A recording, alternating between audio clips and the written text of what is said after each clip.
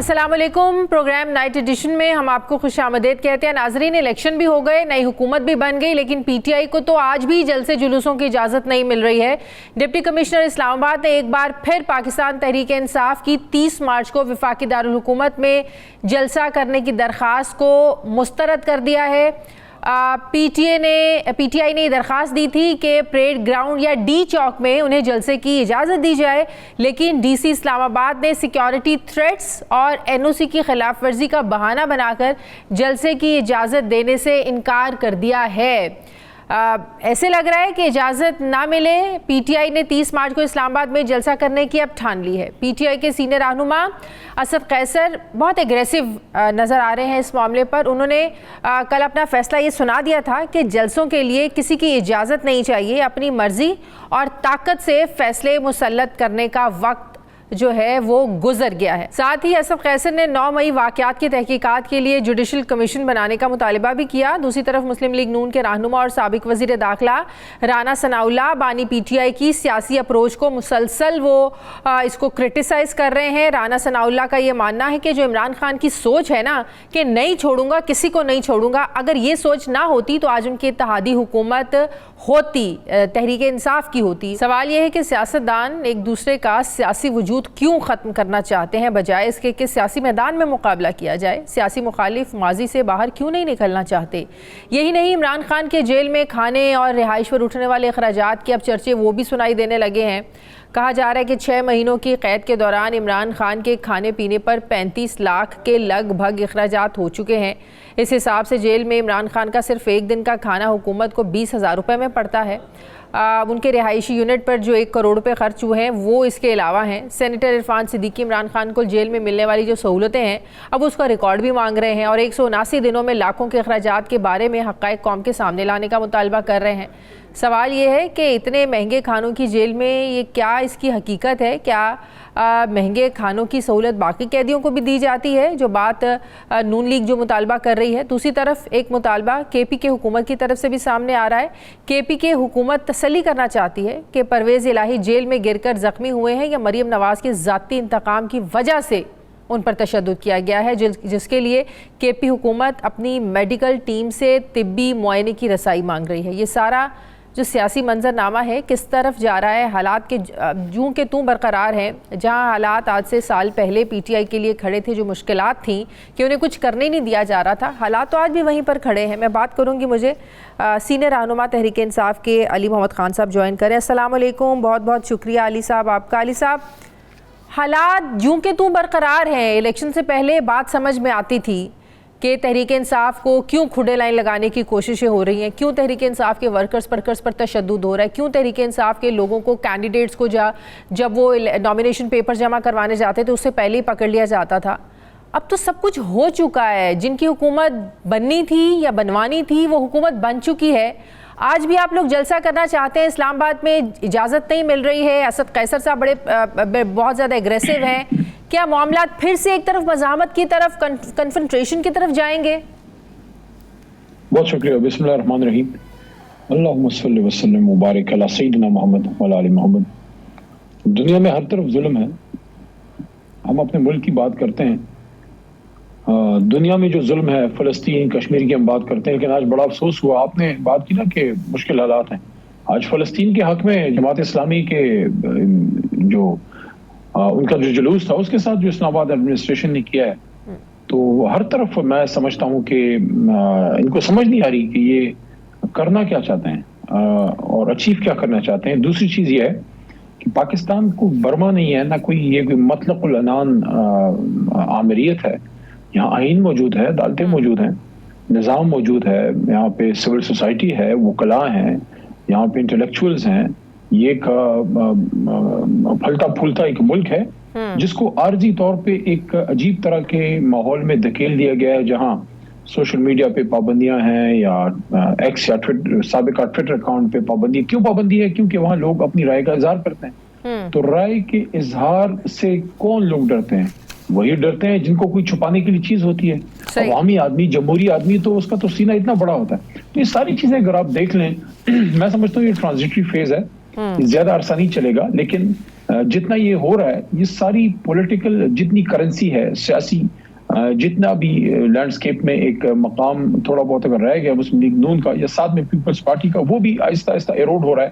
خاص کر جو کل احتجاج ہوا ہمارے تحریک انصاف کے کچھ کارکنان ایک ریلی کی صورت میں آ رہے تھے ان کو پکڑا گیا رات میں تشدد ہوا جو اس کی انفارمیشن آئی ہے اور تو یہ ساری چیزیں عوام کا نظام آپ کو کیوں لگتا ہے کہ حالات یہ زیادہ ایسے دیر نہیں چلیں گی؟ حکومت تو 5 سال کے لیے آئی ہے 5 سال چلے گی. رانا صاحب کہتے ہیں کہ جو 2 وزراء شامل کیے گئے نا حکومت میں یہ حکومت کی جو مستقبل ہے اس کے ضامن ہے. وہ وزارت خزانہ کی بات کر رہے ہیں اور وہ وزیر داخلہ کی بات کر رہے ہیں کہ ان 2 وزراء کا حکومت میں شامل ہونا یہ حکومت کی کامیابی کی مستقبل کی ضامن ہے. تو آپ کو کیوں لگتا ہے یہ حکومت نہیں چلے گی؟ آپ لوگوں کے حالات ٹھیک ہو جائیں گے؟ دیکھیں عوام سے لڑا نہیں جا سکتا, اپنی قوم سے لڑا نہیں جا سکتا, اپنی قوم کی خدمت کی جاتی ہے. قوم کیا چاہتی ہے سب کو پتہ ہے, وہ جو چاہتی ہے 8 فروری کو بتا دیا. اب اگر اس پہ آپ زبردستی لوگوں کو بٹھائیں گے بجائے اس کے کہ وہ زیادہ اب احتیاط سے کام لیں, نہ صرف یہ کہ ستم بالا ستم ہے کہ مینڈیٹ پہ چوری کی اور جو لوگ آئے ہیں وہ بجائے اس کے کہ اب کسی طریقے سے معاملات کو وہ سنبھالیں, معاملات کو بہتری کی طرف لے کے جائیں, تو اب اس کو وہ خود اور خراب کر رہے ہیں. کوئی کسی کی کامیابی کی یا بقا کی ضمانت نہیں ہوتا. آپ لوگ 30 کو جلسہ نہیں کریں گے؟ آپ نے بات کی ہے بڑے بڑے طاقتور آئے وہ چلے گئے, وہ کیا کہتے ہیں کہ تم سے پہلے بھی جو ایک شخص یہاں تخت نشین تھا اس کو بھی اپنے خدا ہونے پہ اتنا ہی یقین تھا. اب وہ پھرتے ہیں اسی شہر میں تنہا لیے دل کو, کوئی شعلہ کوئی شبنم کوئی مہتاب جبیں تھا. دیکھیے طاقت اللہ کی ہے اور زمین پہ عوام جس کے ساتھ ہے الٹیمیٹ جیت حق کی ہوتی ہے. آپ نے پوچھا 30 تاریخ کا, ڈپٹی کمشنر صاحب سے ہمیں توقع نہیں تھی کیونکہ انہوں نے جو کیا ہے میں سمجھتا ہوں کہ بیوروکریسی کا ایک ماضی میں ریکارڈ رہا ہے, اس میں اچھے لوگ بھی رہے ہیں, تاریخ حصہ بھی رہا ہے, عامروں کے ساتھ بھی رہے ہیں, کرپشن میں بھی ان کا ایک بڑا رول رہا ہے ملکی اداروں کی تباہی میں, لیکن اس میں بڑے بڑے اچھے زبردست اسٹیچر کے لوگ بھی رہے ہیں. لیکن اس لاٹ نے بڑا مایوس کیا ہے یہ جو موجودہ بیوروکریسی, کیونکہ کیا صرف جج صاحبان کی ذمہ داری ہے آئین پہ عمل کروانا یا سٹینڈ لینا؟ ان لوگوں کی کوئی ذمہ داری نہیں ہے. تو ٹھیک ہے ڈپٹی کمشنر صاحب نے ریجیکٹ کیا ہے تو ہائی کورٹ میں لے کے جائیں گے, ہمیں یقین ہے ہائی کورٹ سے. مطلب کہ جب تک یہ حکومت بیٹھی ہے یہ آپ لوگ قانونی جنگ لڑتے لڑتے جو ہے نا وہ ٹائم آپ لوگوں کو گھسیٹ گزارنا پڑے گا. ایک اور میں آپ کو عرض کروں, یہ تحریک انصاف کا جو ہمارا فالوئنگ جو ہمارے فالوورز ہیں جو ہمارا سپورٹ بیس ہے ان میں سے بہتوں کو اس کا پتہ ہے. اگر کسی کو نہیں پتا تو میں ان کو بتا دوں کہ تحریک انصاف کوئی کمفرٹ زون میں آ کے سیاست کرنے کے لیے نہیں آئی تھی. یہ ایک تحریک ہے, یہ ایک جدوجہد ہے. یہ ملک جس جگر پہ چلنا تھا 70 سال سے اس کو نہیں چلایا گیا, اس کے لیے ہم نے جدوجہد کرنی ہے. تو جدوجہد میں تو آرام نہیں ہے, جدوجہد میں تو سکون نہیں ہے, اس میں تو آپ کو ہر وقت ایک صحیح ایک کنٹینیوس اسٹرگل میں آپ رہتے ہیں. تو حکومت میں بھی اگر آپ ہیں اس میں بھی جدوجہد ہے. دیکھیے ہماری تو نصیب میں امتحان اور جدوجہد اس لیے لکھی ہے کہ ملک کو بگاڑ دی گیا 70 سال, حکومت میں آ کے اسٹیٹس کو سے لڑتے ہیں.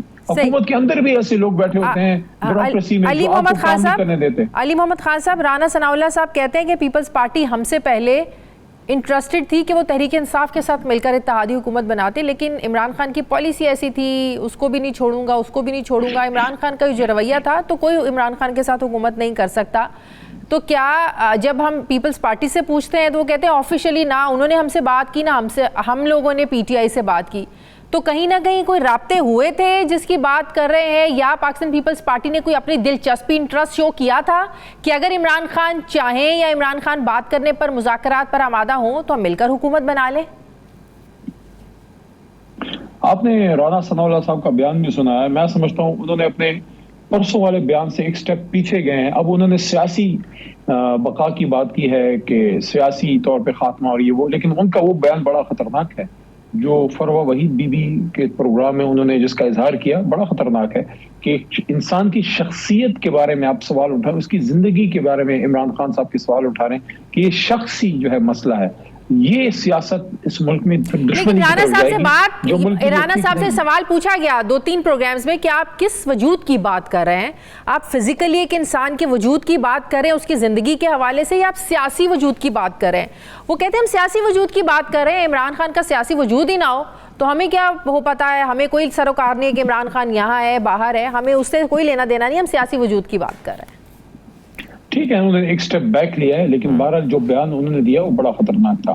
آپ کا جو سوال ہے بالکل میں کہوں گا کہ جب حکومت ابھی نہیں بنی تھی تو شروع دنوں میں جب ابھی پچھلے مہینے کی میں بات کروں ادھر ادھر سے اس طرح کی باتیں چلنا، میسج آ جانا کسی کو، اس طرح کی چیزیں چل رہی تھی پیپلز پارٹی کے حوالے سے.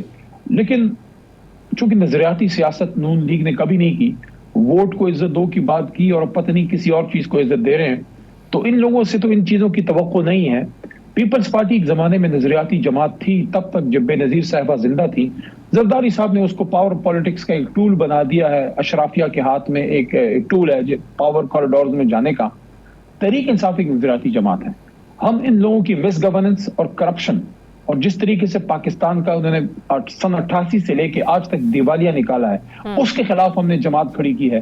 اب جنہوں نے ملک کو تباہ کیا ہے انتظامی طور پہ، اخلاقی طور پہ، قدریں سیاسی سب کچھ جو ڈسٹرب کیا ہے، ان کے ساتھ بیٹھ کے اگر ہم حکومت بناتے ہیں تو حکومت تو بنا لیں گے، لیکن جس مقصد کے لیے آئے تھے اپنا آئیڈیالوجیکل سپورٹ بیس سارا کچھ ہم کھو دیں گے. حکومتیں آتی جاتی رہتی ہیں، جماعت رہنی چاہیے.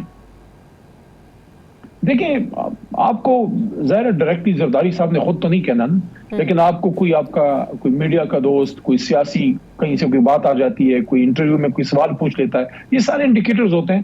اس پہ کیٹیگوریکلی میرے سے تو جب پوچھا گیا ہے، میں تو ہر فورم پہ یہ بات کی ہے کہ پاکستان کے کسی بھی مسئلے پہ ان کے ساتھ بیٹھ کے بات کرنے کے لیے تیار ہیں، لیکن ان کے ساتھ بیٹھ کے حکومت میں جانے کا مقصد یہ ہے کہ پھر تحریک انصاف بنانے کا مقصد ہی فوت ہو جائے.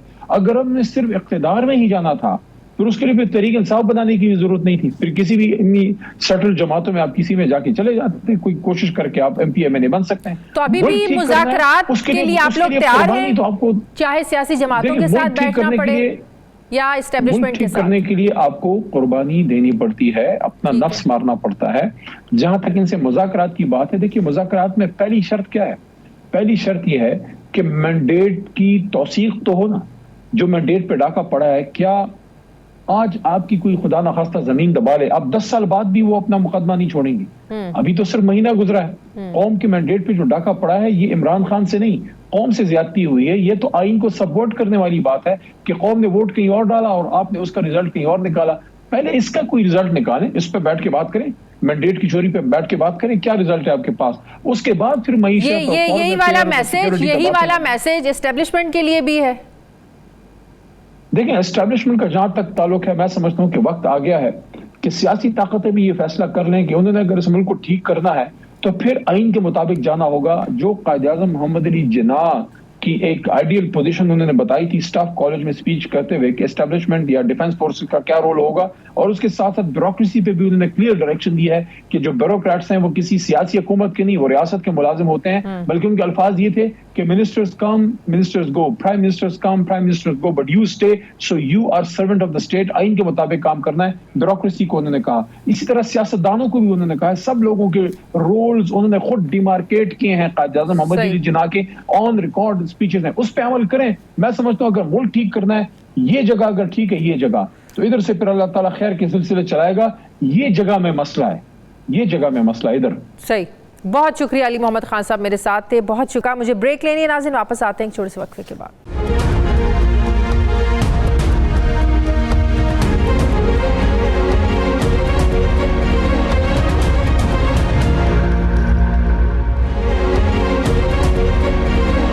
کے بعد ایک بار پھر سے آپ کو خوش آمدید کہتے ہیں. ناظرین ابھی اس حکومت کو بنے ہوئے 1 مہینہ نہیں ہوا پورا کہ وزیر اعظم شہباز شریف کے 2 فیصلے تبدیل بھی ہو گئے ہیں یا تبدیل کروائے گئے ہیں ان سے.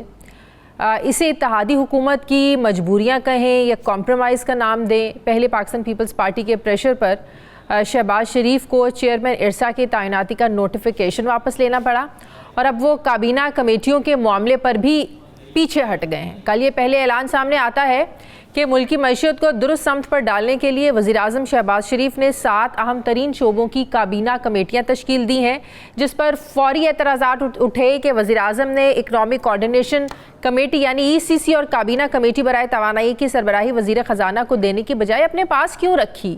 کیونکہ اس سے پہلے پریکٹس یہ تھی، روایت یہ تھی کہ ECC کے اجلاسوں کی صدارت جو تھی یہ اس کو وزیر خزانہ چیئر کیا کرتے تھے. دوسرا پھر اعتراض یہ تھا کہ کابینہ کمیٹی برائے پرائیویٹائزیشن کی ذمہ داریاں وزیر خزانہ محمد اورنگزیب کی بجائے وزیر خارجہ اسحاق ڈار کے حوالے کیوں کی گئیں؟ کیا ڈار صاحب خزانہ کے معاملات سے نکلنا نہیں چاہتے ہیں؟ ابھی بھی انٹرسٹڈ ہیں کہ کہیں نہ کہیں وہ ان معاملات سے جڑے رہیں؟ کیونکہ ماضی میں بھی اس کمیٹی کی سربراہی بھی ہمیشہ وزیر خزانہ ہی کرتے آئے ہیں اور ڈار صاحب یہ کرتے آئے ہیں، جس سے اس تاثر کو مزید تقویت ملی کہ وزیر خزانہ محمد اورنگزیب وزیر خزانہ تو ضرور ہیں مگر شاید وہ مسلم لیگ نون کی چوائس نہیں ہے، اس لیے حکومت وزیر خزانہ کو کمیٹیوں سے باہر رکھ کر مالی معاملات کو اپنے کنٹرول میں رکھنا چاہتی ہے۔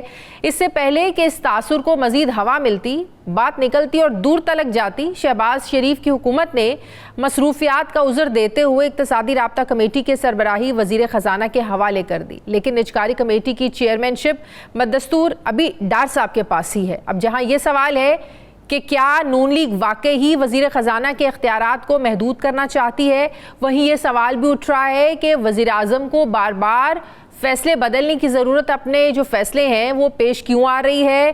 کیا وہ با اختیار وزیر اعظم نہیں ہے؟ چند گھنٹوں میں ایسا کیا ہوا کہ شہباز شریف کو ارسا چیئرمین کی طرح یہاں بھی اپنا فیصلہ ریویو کرنا پڑا، اس پر یو ٹرن لینا پڑا؟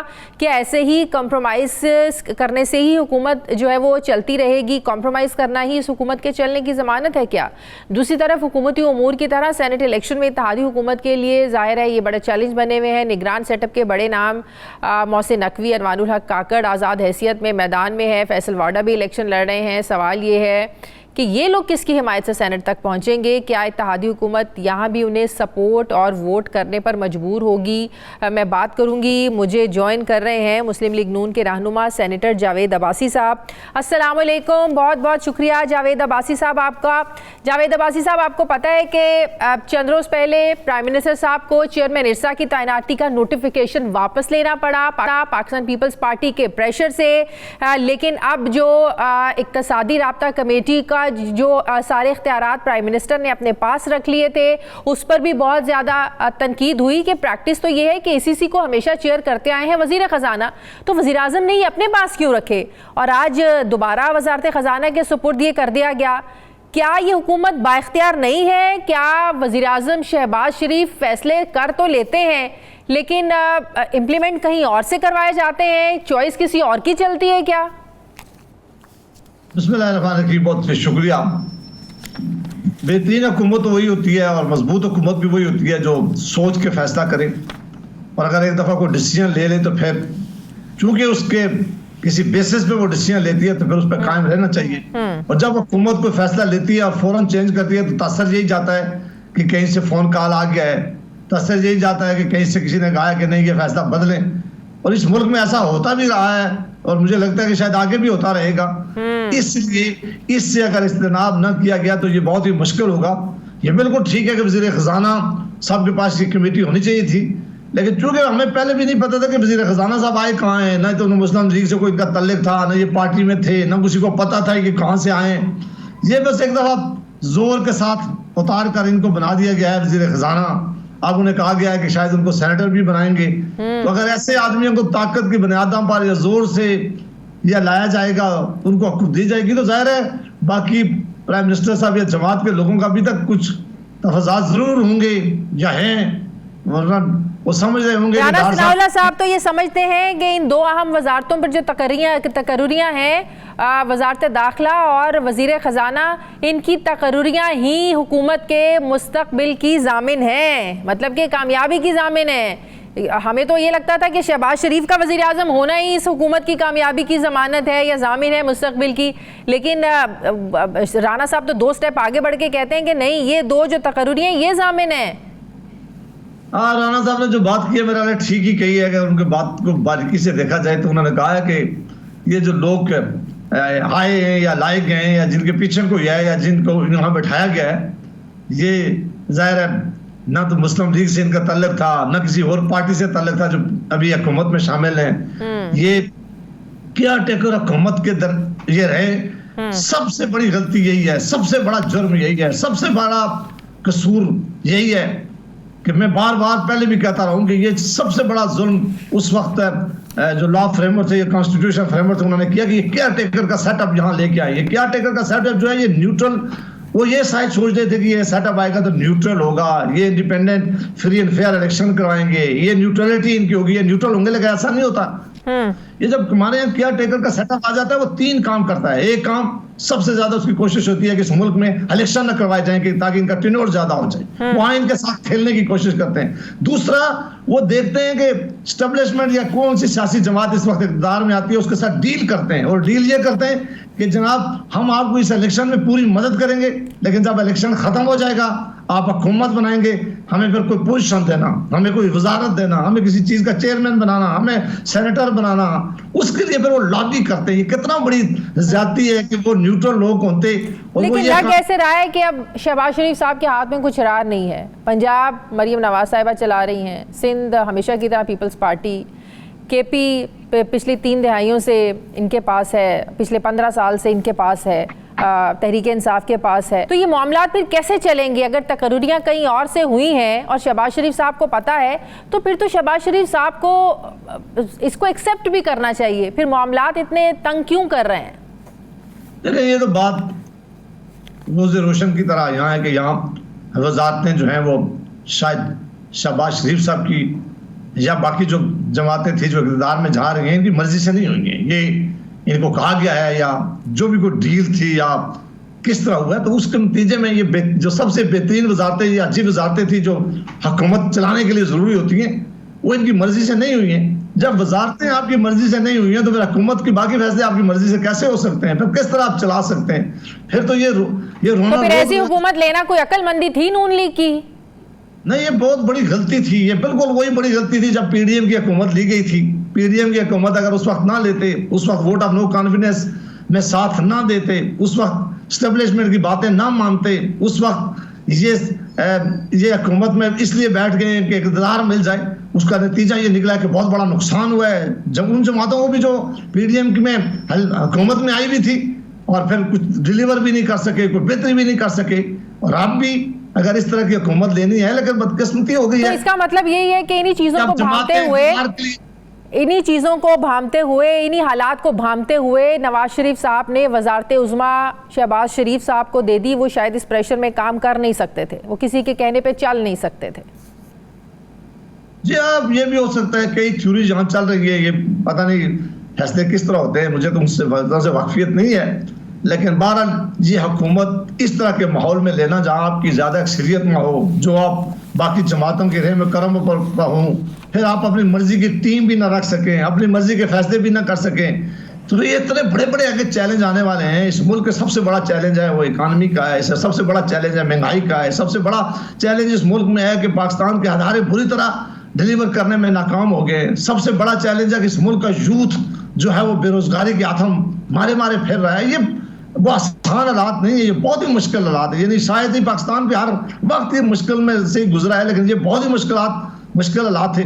اس میں ایک مضبوط حکومت, وہ حکومت تو کیا اگر یہ معاشی اللہ کرے یہ معاشی حالات سنبھل جائیں, اللہ کرے جو ملک میں اتنے چیلنجز ہیں, جو IMF کے معاملات ہیں, سب کچھ ٹھیک ہو جائے, لیکن اگر کہیں مشکلات آتی ہیں اور چیلنجز پاکستانی حکومت سے ظاہر ہے نہیں سنبھل پاتے, تو پاکستان جو مسلم لیگ نون ہے کہ وہ کیا یہ پھر کہنے پر حق بجانب نہیں ہوگی کل کو کہ ہم تو چاہ رہے تھے کہ ڈار صاحب آتے ہیں, ڈار صاحب نے تو ماضی میں بھی معیشت کو سنبھالا, ڈار صاحب نے تو چیلنجز کو ظاہر ہے پورا کر کے دکھایا, تو کیا یہ آپ سمجھتے ہیں کہ ایزی روم آپ لوگوں کے لیے ہے, اگر کوئی سمجھے تو, کہ آپ لوگوں پر بات نہیں آئے گی, آپ لوگوں کے کاندھے پر اب اس طریقے سے ذمہ داری نہیں ہے, وزارت خزانہ آپ کے پاس نہیں ہے؟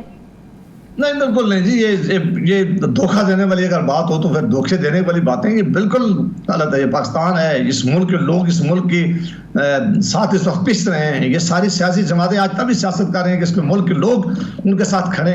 آپ کس طرح دھوکہ دیں گے کہ آپ ڈیلیور نہ کر سکے اور کل بلیم کسی اور کو دے سکے؟ حکومت آئین کیا کہتا ہے؟ آئین کہتا ہے کہ حکومت, لیکن نون لیگ یہ تو کہہ سکے گی نا کہ بھائی آپ اگر ڈار صاحب کو دے دیتے تو شاید حالات مختلف ہوتے. جی آپ میرے منہ میں کیسے الفاظ دلوا رہی ہیں؟ میں تو ایسے بات کرنے کا مجھے بہت ہی وہ ہو رہا ہے کہ کل یہ یعنی آپ ہمیں رستہ دکھا رہی ہیں کہ کل آپ یہ باتیں کریں. ہمیں یہ کرنا چاہیے کہ ہم حکومت لیں تو ہم ذمہ داری لیں. پی ڈی ایم کی حکومت لی تھی, ذمہ داری لی تھی, ہم ڈیلیور نہیں کر سکے, لوگوں نے ہمیں ووٹ آؤٹ کیا, لوگوں نے ہمارے خلاف ووٹ دیا, ہم پوری طرح الیکشن ہارے اس وجہ سے کہ پی ڈی ایم ڈیلیور کرنے میں ناکام ہوئی ہے. اور اگر یہ سلسلہ ابھی بھی جاری رہا, جو مجھے لگتا ہے کہ یہ جاری رہے گا کیونکہ اس طرح کمزور مینڈیٹ رانا صاحب نے کہا کہ پاکستان پیپلز پارٹی جو ہے، رانا ثناء اللہ صاحب کی میں بات کر رہی ہوں، وہ کہتے ہیں پاکستان پیپلز پارٹی ہم سے پہلے انٹرسٹڈ تھی تحریک انصاف کے ساتھ حکومت بنانے میں. تو اس کی کیا وجہ ہے کہ اگر عمران خان اگر مان جاتے تو پیپلز پارٹی ادھر چلی جاتی؟ ٹرسٹ لیول تھا، کوئی اعتماد کی کمی تھی؟ پھر ایز اے سیکنڈ، اس کا مطلب تو یہ ہے کہ رانا صاحب کہہ رہے ہیں کہ ہم تو سیکنڈ چوائس تھے پاکستان پیپلز پارٹی کے لیے، فرسٹ چوائس تو تحریک انصاف تھی. دیکھیں ہمارا اور پیپلز پارٹی کا جو آپس میں ماضی رہا ہے وہ بہت ہی بھیانک رہا ہے، بہت ہی زیادہ ایلیگیشن لگاتے رہے لیڈرشپ ایک دوسرے پہ. ابھی جو پی ڈی ایم کی حکومت میں شامل تھے پھر ایک دوسرے پہ الیکشن میں سخت ایلیگیشن لگائیں. یہ جماعتیں کبھی بھی دل سے ایک دوسرے کو ماننے کے لیے تیار نہیں ہے. یہ کبھی بھی ان کی ابھی حکومت میں بیٹھے ہوئے بھی تھے، اس وقت بھی ان کی ایک دوسرے پر یہی تھی کہ ان کو کسی طرح ہم دوسروں کو کمزور کریں. اور مجھے نہیں لگ رہا کہ کبھی دل سے اس نے پیپلز پارٹی نے ہمیں معاف کیا ہوگا. یہ ان کی لیڈرشپ پہ بڑے سخت ایلیگیشن لگاتے رہے، اسی طرح ہماری لیڈرشپ پہ پیپلز پارٹی والے بڑے سیریس ایلیگیشن لگاتے رہے. وہ اتنا مشکل معاملہ ہے، وہ ایک مجبوری سے یا بٹھا دیا جاتا ہے یا اقتدار کے لیے ہم بیٹھ جاتے ہیں یا کوئی چوائس ہمارے پاس نہیں ہوتی تو ہم ایک دوسرے کے ساتھ، مطلب کہ شوق سے نہیں بیٹھتے، زبردستی بٹھا دیا جاتا ہے، شوق سے نہیں بیٹھتے. جی، یا کوئی نہ کوئی صورت ایسی ہوتی ہے جس طرح پی ڈی ایم میں دیکھیں نا، پیپلز پارٹی باہر نکل گئی تھی جب اس وقت انہوں نے چھوڑ دیا تھا کسی وجہ سے کہ میں حصہ نہیں بنے گی، لیکن اب جب اقتدار کا معاملہ آیا ان کو بٹھا دیا گیا، پھر وہ اقتدار میں شامل ہو گئے، انہوں نے وزارتیں لے لی. اور پھر جب وزارتیں لینے کے بعد الیکشن آیا پھر انہوں نے سارا بلیم مسلم لیگ نون پہ پھینکنا شروع کر دیا. انہوں نے کہا جی ہمارا تو وزیر اعظم نہیں تھا، ہمارا تو وزیر خزانہ نہیں تھا. یہ ساری باتیں ان سے پوچھیں. ابھی بھی انہوں نے بہترین ڈیل اس وقت اگر کسی نے کی ہے، بہترین سیاسی چال چلی ہے تو پیپلز پارٹی نے چلی ہے. انہوں نے جو بڑے آفیسز تھے کانسٹیٹیوشن کے وہ کچھ لے لیے، کچھ لینے والے ہیں، باقی وہ ذمہ داری کی چیزیں نہیں لیں گے. کل وہ حکومت ختم ہو جائے گی، کچھ جب بھی ختم ہوگی حکومت ڈیلیور نہیں کر سکے گی، وہ سارا بلیم کہیں گے کہ یہ سارا بلیم انہوں نے وزیر اعظم اور ان کے لوگوں کو دینا ہے. تو یہ انہوں نے دل سے نہ پہلے مجھے مسلم لیگ کا مینڈیٹ یا مسلم لیگ کی لیے وہ دعا گو ہیں، نہ آئندہ ہو نہیں سکتے کیونکہ انہوں نے ایک دوسرے کے خلاف الیکشن لڑے ہوئے ہیں، ایک دوسرے کا مقابلہ کرتے ہیں. آج بھی پیپلز پارٹی کا خیال ہے کہ مجھے پنجاب کے اندر میں کوئی سپیس اپنے لیے پیدا کروں. وہ سمجھتی ہے کہ مسلم لیگ کو ہم نقصان دے کے کوئی سپیس پیدا کریں. تو یہ ایسا نہیں ہے کہ کوئی دل سے یہ اتحاد بنا ہے یا دل سے ڈیلیور کرنے کے لیے یہاں بیٹھے ہیں، یا انہوں نے یہ کہا ہوگا کہ ہم نے اس ملک کے لیے کوئی کام کرنا ہے. یہ سر ذات کے لیے عہدوں کی بندر بانٹ تھی جس کے لیے سارے اکٹھے ہو جاتے. بہت شکریہ جاوید عباسی صاحب، سینیٹر جاوید عباسی صاحب، بہت شکریہ. مجھے بریک لینی ہے ناظرین، واپس آتے ہیں وقفے کے بعد.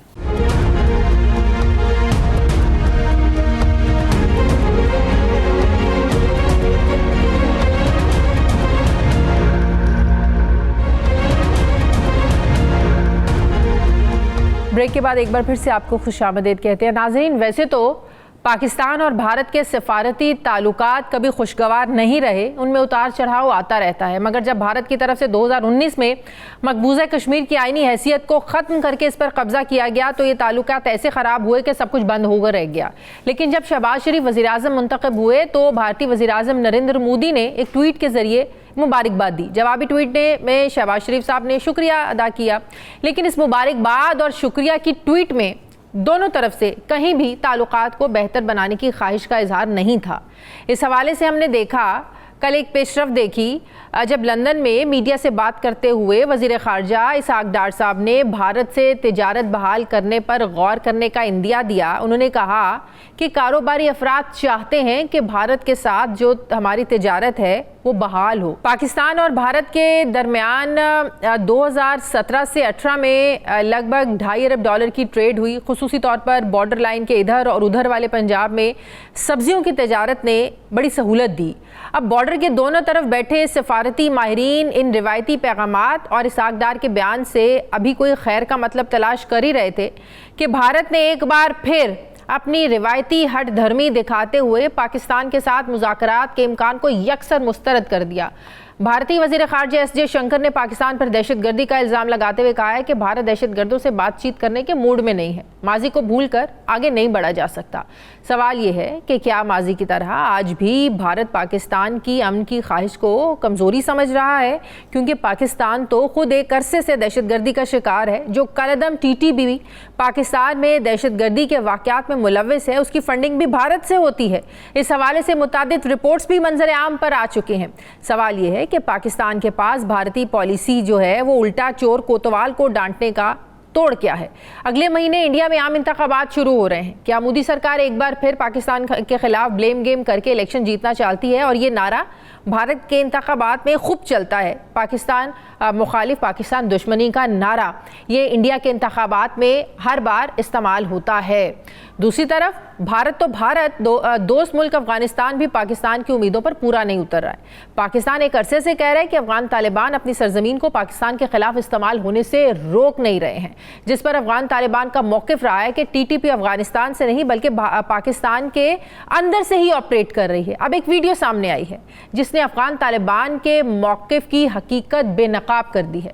ویڈیو میں یہ دیکھا جا سکتا ہے کہ تحریک طالبان پاکستان کے دہشت گرد افغانی علاقے ڈانگرا لگد میں پاکستان پر حملے کی منصوبہ بندی کر رہے ہیں. سوال یہ ہے کہ اگر افغان انتظامیہ دہشت گردوں کے خاتمے کے لیے تعاون نہیں کرتی ہے تو پاکستان کے پاس پھر کیا آپشنز بچتے ہیں؟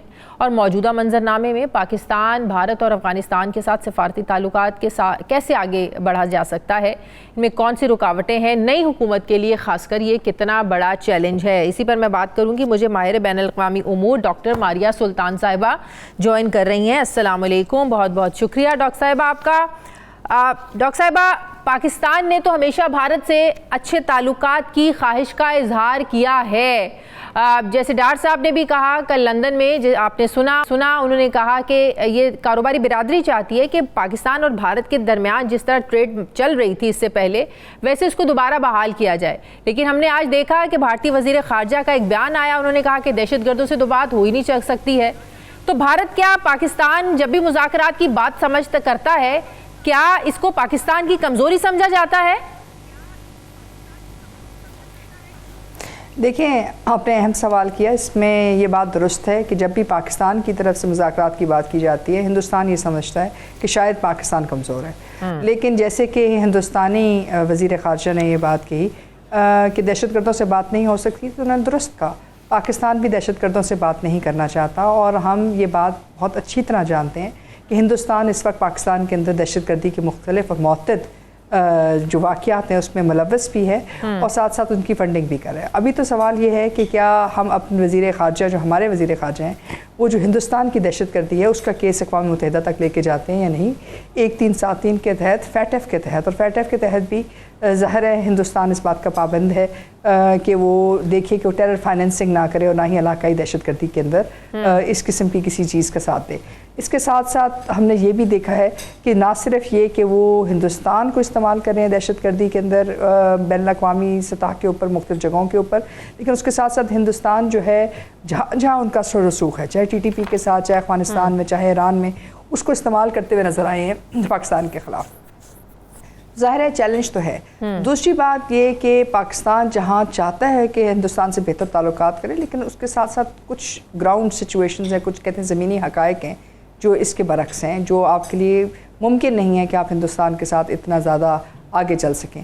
پہلی بات تو یہ کہ 2019 کے بعد جو ہندوستان نے غیر قانونی اقدامات اٹھائے ہیں اور غیر آئینی اقدامات اٹھائے ہیں مقبوضہ کشمیر کے لحاظ سے، ان کو ہندوستان کو تبدیل کرنا ہوگا. یہ ممکن نہیں ہے کہ وہ یہ سمجھیں کہ اس کو ہم بھلا دیں گے اور اس کی بنیاد پہ آگے چلیں گے. دوسری بات یہ ہے کہ جس قسم کی دہشت گردی کے واقعات میں وہ ملوث ہیں، اس قسم کی دہشت گردانہ کارروائیوں کو بھی ہم سہ جائیں. سہ تو ہم رہے ہیں، اس کا جواب بھی ہم دیں گے، لیکن اس کا مطلب ہرگز یہ نہیں کہ ہم ان کو بے نقاب نہیں کریں گے، نہ صرف اپنی عوام کے سامنے، ہندوستان کی عوام کے سامنے، بلکہ بین الاقوامی. اور ڈاکٹر صاحبہ، موجودہ سینیریو میں جب اگلے سال بھارت میں انتخابات ہونے جا رہے ہیں، جب وہاں پر پاکستان دشمنی اور پاکستان مخالف نعرہ ہمیشہ بہت زیادہ بکتا ہے اور مودی ہمیشہ اس پر الیکشن اسی نعرے کو استعمال کر کے نریندر مودی جو ہے نا وہ الیکشن جیتتا ہے بہت ساری ریاستوں میں، تو آپ کو نہیں لگتا کہ اس سینیریو میں تو وہاں سے اور زیادہ سخت بیانات آئیں گے اور اللہ نہ کرے یہ ڈر اور خوف رہے گا کہ مودی کوئی دہشت گردانہ کارروائیاں نہ کروا دے؟ دیکھیں، آپ نے بالکل درست کہا، وہ الیکشن کے لیے پاکستان کو ہمیشہ استعمال کرتے رہے ہیں اور ابھی بھی کریں گے. لیکن جو پچھلے 6 مہینے میں انہوں نے مختلف قسم کی دہشت گردانہ کارروائیاں کی پاکستان کے ساتھ، ان سب پہ ان کو منہ کی کھانی پڑی. چاہے 2019 کے بعد آپ بالاکوٹ اسٹرائکس کو دیکھ لیں، اس کے بعد آپ ایران میں ان کے اثر و رسوخ کو دیکھ لیں، اس کا بھی پاکستان نے رد عمل دیا. اس کے بعد آپ افغانستان میں ان کی جو مختلف کارروائیاں تھیں جس میں دہشت گردانہ کارروائیاں پاکستان میں کی، پاکستان نے اس کا بھی رد عمل دیا. تو ایک بات تو یہ ہے کہ ان کی ہر طرف سے جو کارروائی انہوں نے کرنے کی کوشش کی، دہشت گردانہ کارروائی پاکستان کے اندر، ان کو منہ کی کھانی پڑی ہے. نہ صرف منہ کی کھانی پڑی ہے بلکہ ان ریاستوں نے اس بات کا بڑی سنجیدگی سے اس بات کا نوٹس لیا ہے کہ ان کے تعلقات پاکستان کے ساتھ کتنے اہم ہیں. جیسے کہ ایران نے کہا کہ جی جو لوگ یہاں مارے گئے وہ ایلینز تھے، یعنی کہ وہ ایرانی شہری نہیں تھے. انہوں نے یہ کہا کہ اپنے آپ کو ڈسٹنس کیا اس صورتحال سے. افغان حکومت نے بھی یہ کہا ابھی تک کہ جی ان کا اس کے ساتھ کوئی تعلق نہیں ہے. اب اگر یہ کمانڈر یحییٰ جو ہے ان کی بات کرتے ہوئے نظر آتے ہیں تو اس کا مطلب یہ کہ افغان حکومت جو ہے اپنے ہر کمانڈر کو کے بارے میں اتنی سنجیدہ نہیں ہے، نہ وہ جانتی ہیں کہ وہ لوگ کیا کر رہے ہیں. اور اگر ایسی صورتحال ہے تو اس کا مطلب ہے کہ روگ ایلیمنٹس ہیں، اور اگر روگ ایلیمنٹس ہیں تو کس کے کہنے کے اوپر، کس کی فنڈنگ کے اوپر وہ پاکستان کے سرحدی علاقوں پہ دہشت گردی کرنا چاہتے ہیں، اور کس کے کہنے کے اوپر وہ یہ تمام واقعات جو ہے آگے لے کے جانا چاہ رہے ہیں. لیکن پھر اس سے بھی بڑھ کے سب سے بڑی بات نہیں بھولنی چاہیے کہ اس وقت آپ کے پاس 30 یا 30 سے 40 مطلب ملین جو ہیں، 3 سے 4 ملین جو ہے آپ کے پاس افغان ریفیوجیز ہیں. آپ نے ان کا بھی فیصلہ کرنا ہے. اور پھر یہ بات بھی افغانستان کو نہیں بھولنی چاہیے کہ پاکستان اور افغانستان جو ہے وہ ایک طرح سے تجارتی لحاظ سے بھی ایک دوسرے کے ساتھ منسلک ہیں. پاکستان نے ابھی تک باوجود اس کے کہ ہمارے پہ پریشر ہے، باوجود اس کے کہ بہت ساری چیزوں کے اوپر ہمیں دوبارہ دیکھنا ہے، ہم نے افغان ٹرانزٹ ٹریڈ کو اس طرح دیکھا نہیں ہے کہ ہم اس کو بند کر دیں. ہم نے ابھی تک خواجہ آصف صاحب نے 2 دن پہلے بات کی ہے کہ مجبوراً ہمیں پھر تجارتی راہداری افغانستان کی جو بھارت کے ساتھ ہی بند کرنی پڑے گی جو یہاں سے ہو کے جاتے ہیں. دیکھیں لیکن نہ صرف بند کرنی پڑے گی، پھر ہم اس کو زیر غور بھی لے کے آئیں گے نا کہ کیا ان کو وہی مراد دیا جائے جو ان کو اتنے سالوں سے دی جا رہی ہیں، اتنی دہائیوں سے دی جا رہی ہیں. اگر بات اقتصادی جو ہے معاملات کی ہے، بات جو ہے مفادات کی ہے، تو ان کو اس بات کا فیصلہ کرنا ہوگا کہ کیا وہ پاکستان کے ساتھ بہتر تعلقات چاہتے ہیں یا پاکستان کے اندر دہشت گردی کرنا چاہتے ہیں. دیکھیں دہشت گردی تو ایک طریقہ جنگ ہے، اور طریقہ جنگ کسی مقصد کے لیے لڑا جاتا ہے. اب سب سے بڑا مقصد تو یہ ہے کہ پاکستان کے ساتھ ان کی دہشت گردی کی جو جنگ ہے جو پاکستان پہ وہ لہر لے کے آنا چاہتے ہیں، وہ کس مقصد کے لیے لے کے آنا چاہتے ہیں. پاکستان کو ڈرانا چاہتے ہیں، یہ تو ممکن نہیں ہے. ہم نے 25 سال جو ہے دہشت گردی کے خلاف مہم جوئی کی، ہم نے ہزاروں بات یہ ہے کہ افغان طالبان کے ہاتھ میں کچھ نہیں ہے، وہ کر نہیں پا رہے، یا افغان طالبان پر بھی مجبوریاں ہیں، ان پر پابندیاں ہیں. دیکھیں مجبوریاں نہیں ہوتی ہیں. بات یہ ہے کہ ظاہر ہے ان کی کچھ مجبوری تو ہے، کیونکہ وہ ایک عبوری حکومت ہیں. ابھی تک وہ ایک جو ہے ایک طرح سے آپ کہہ سکتے ہیں آئینی حکومت میں تبدیل نہیں ہوئے ہیں. یہ ایک ان کی مجبوری ہے. دوسری مجبوری یہ ہے کہ وہ اقتصادی تعلقات چاہتے ہیں. ابھی تک افغانستان اتنا مضبوط نہیں ہے اقتصادی طور پہ، باوجود اس کے کہ ان کے پاس بہت سارے وار اکانومی کے ڈالرز ضرور موجود ہیں. ڈالر اکانومی ضرور ہے، کیونکہ ابھی تک بہت سارے جنگ کے جو ڈالر ہیں وہاں موجود ہیں. اور پھر اور بھی افغان طالبان کے اندر بھی دھڑے ہیں جو نئی ٹی ٹی پی کے ساتھ لڑنا چاہتے ہیں. اس بات پر بھی بہت اختلافات ہیں. دیکھیں وہ بات تو ہے، لیکن کہتے ہیں نا کہ ہر جنگ کے لیے آپ نے وزن پیدا کرنا ہوتا ہے. تو وزن آپ یہی پیدا کریں گے کہ ہمارے پاس تو بہت ساری آپشنز ہیں. ہمارے پاس تو یہ آپشن بھی ہے کہ ہم ٹھیک ہے ہم افغانستان کے ساتھ بات چیت کیے بغیر رہ سکتے ہیں. پاکستان جو کچھ بھی کرتا رہا، ہم نے یہی کوشش کی کہ افغانستان کے اندر عوام تک غربت نہ جائے. ہم نے کوشش کی کہ ان کی عوام تنگ نہ ہو، ان کی راہداری نہیں بند کی، ہم نے ان کے ویزاز بند نہیں کیا، ہم نے ان کے لوگ جو علاج کے لیے یہاں آتے ہیں ان کو ہم نے بند نہیں کیا. دہشت گردی کے موقع پہ بھی ہم نے 12 افغان حکومت سے کہا کہ آپ کے ساتھ ہمارے معاہدے ہیں، آپ ان کے ذریعے بات چیت کریں.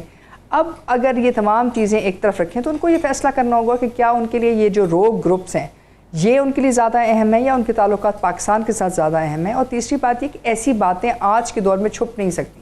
اگر آپ منصوبہ بندیاں کریں گے، آپ اگر یہ تمام کام کریں گے، ہماری سرحد کے اوپر مختلف قسم کی اپنی سرحدی جو کمانڈرز ہیں ان کو یہ احکامات دیں گے کہ پاکستان پہ روک ٹوک سے حملے کرے، اور اس کے بعد آپ یہ سمجھیں کہ ہم یہ دنیا کے سامنے نہیں لائیں گے یا آپ کے سامنے نہیں لے کے آئیں گے، تو یہ ان کی غلط فہمی ہے. تو موجودہ سینیریو میں بھی ابھی ہم سمجھیں کہ مذاکرات کا آپشن، مذاکرات کے دروازے تو بند نہیں ہوتے.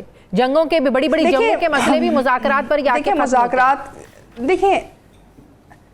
دیکھیں مذاکرات ہمیشہ ہیں، لیکن جو چیز پاکستان نے بتانی تھی وہ بڑی واضح طور پہ بتائی گئی. اگر پاکستان میں دہشت گردی کریں گے تو پاکستان اس کا منہ توڑ جواب دے گا، اور اگر پاکستان منہ توڑ جواب دیتا ہے تو پھر ان کو بھی اپنی عوام کو یہ بتانا ہوگا کہ آخرکار وہ پاکستان سے جنگ کیوں لڑ رہے ہیں، آپ پاکستان میں دہشت گردی جا کر کیوں کر رہے ہیں.